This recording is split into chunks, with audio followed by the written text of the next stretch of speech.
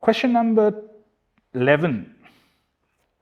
Are there any specific tips or strategies you would like to share with our viewers on how to tackle the reading or listening sections? Well, there are definitely strategies and tips. But I would say they are obvious. I mean, anybody who goes through a set of papers will self-realize there are easier methods. But if one master or a teacher is going to sell you tips and tricks, I mean, this is a very common term that I hear on the internet, tips and tricks. Tips and tricks will not get you marks. What will get you marks would be the language proficiency. I'll give you one good example. Let's say I could have done it. I could have done it has a particular meaning, and it is active. Active voice, and there's a perfect infinitive used.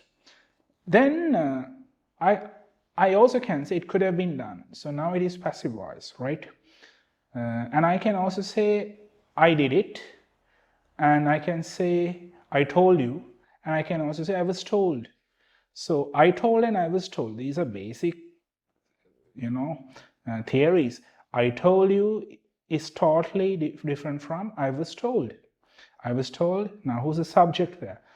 Similarly, in advanced reading, you are bound to make mistakes unless you have a clear idea about grammar rules. So you have to have an in-depth understanding of the language. And remember,